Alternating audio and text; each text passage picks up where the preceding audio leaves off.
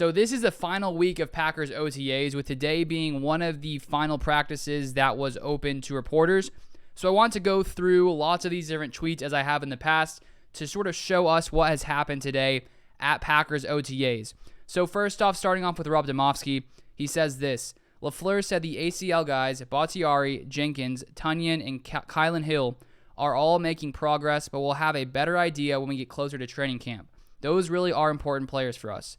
Then Demovsky goes on, as for Bakhtiari being ready to go at the start of training camp, LaFleur said, we fully anticipate him being ready to go, but added that they thought that would be the case last year too. Obviously, it was not. So one thing that has been discussed the past couple weeks from Matt LaFleur, Aaron Rodgers, has been David Bakhtiari, with him hopefully being ready to go by the time training camp goes around. So it still seems, nothing has really changed on that front. The Packers said they want to hold him out and allow him to rest a little bit more.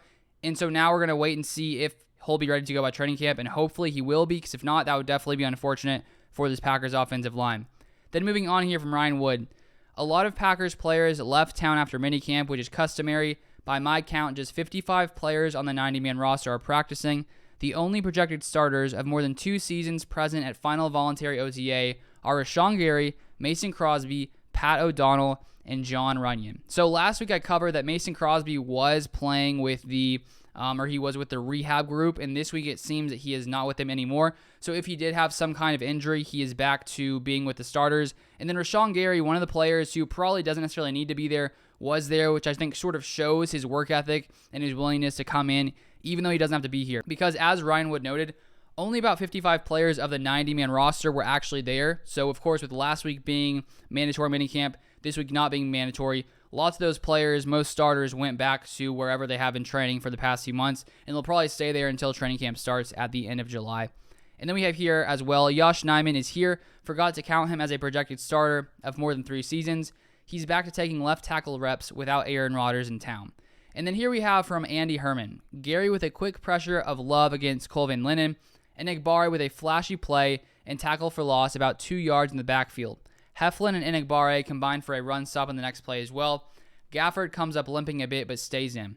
So one player that I'm really curious to see sort of how he develops, how he's going to be used by this Packers defense, if he's going to be able to be a 3rd or 4th edge rusher, is Kingsley Enagbare, the 5th round pick by the Packers in the 2022 NFL Draft, because we know we're set on the outside with Preston Smith as well as Rashawn Gary. But outside of those 2 guys, there are some question marks, of course, with Zadarius Smith being gone. We still have Jonathan Garvin, Randy Ramsey, a few other players out there on the outside. But Enagbare could be a player to come in his first year and potentially get some, crucial steps. So we'll see how that goes. And then here we have another from Andy Herman. Beautiful touch pass by Benkert in back corner of the end zone to Winfrey for a touchdown with Carpenter in coverage. Meanwhile, Kingsley with a pressure. Besides a false start, he's having a nice little run at practice here. So Kurt Benkert with a nice dime to Juwann Winfrey. Juwann Winfrey, I do feel, is a little bit of a sleeper for this year because he's sort of probably been overshadowed by Christian Watson, Romeo Doubs, Sammy Watkins, all the new players here. But he is one of the players compared to those guys who has already spent time in this offense, has time with Aaron Rodgers. So I'm curious to see if he can fight off those guys for one of the final roster spots. Time will tell, and we will see what happens there. So then here we have a series of 10 plays tweeted by Andy Herman. And here goes, 2-minute drill, 1:38 left, down 7, no timeouts, 1st and 10 from own 20, Love at QB, of course with Rodgers not being there. 1, Love with a poor throw to Watson, didn't look like they were on the same page, and complete. 2, same play, complete to Watson, 10 yards, out of bounds. 3, complete over middle to Watson, so Love seems to be looking Watson's way a lot, which makes sense considering he's a physical beast. Then 4, check down to Baylor, BJ Baylor, undrafted rookie, running back, clock ticks. 5, incomplete over middle, 50 seconds left. 4th and 3 at own 40, screen to Danny Davis, read perfectly by Quay.